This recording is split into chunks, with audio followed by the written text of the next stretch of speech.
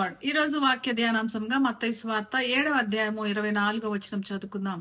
కాబట్టి ఈ నా మాటలు విని వాటి చొప్పున చేయువాడు ప్రతి వాడును బండ మీద తన ఇల్లు కట్టుకునిన బుద్ధిమంతుని పోలిన వాడు.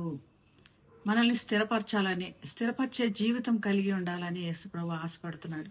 స్థిరం లేని వారిగా, కొట్టుకొని పోయేవారిగా ఉండటాని కోసం మనల్ని నియమించలేదు. స్థిరపరచబడిన వాడిగా ఉండాలని. దానికి నా వాక్యం వినండి, వినటం మాత్రమే కాదు దాని ప్రకారము జీవించండి అని చెప్తున్నాడు. విని వదిలేయటం వల్ల ఉపయోగం లేదు. విని దాన్ని అనుసరించే వాడు, దాని ప్రకారం నడిచేవాడు గొప్పవాడు అని చెప్తున్నాడు. ఆత్మీయ జ్ఞానం కలిగి ఉండటం అది దేవుడు మనకిచ్చినటువంటి భాగ్యం. ఆ జ్ఞానం కోసమై మనం ప్రతిదినము దేవుని ఎదుట ఆరాటంతో ప్రార్థన చేయాలి.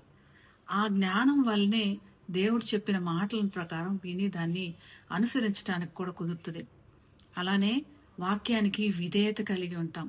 విధేయత కలిగినప్పుడు దేవునిలో స్థిరంగా నాటబడతాం. మరి నెమ్మది కలిగిన జీవితం, సఖ్యతతో కూడిన జీవితం కలిగి ఉంటాం. ఇది యేసు ప్రభు మన పట్ల ఉండాలని కోరుకుంటుంది. మనం అలాగ ఉండాలని, చెదరగొట్టబడిన వాడిగా, మరి ఈ రోజుండి రేపు వెళ్ళిపోయే ధూళిలాగా ఉండడం దేవుని చిత్తం కాదు. ఇలాగ మనం స్థిరపరచబట్టి ఉండటం వల్ల జీవితంలో తప్పకుండా వానలు కురుస్తాయి, వరదలు వస్తాయి, గాలి కూడా విసిరి కొడుతుంది.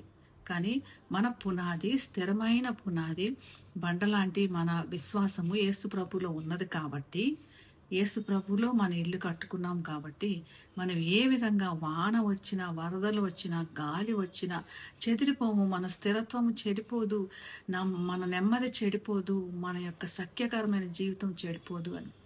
మరి అటువంటి కదల్చబడని స్థిరమైన జీవితం కోసమై మనల్ని మనం సిద్ధం చేసుకోవడం ఎంతో అవసరం.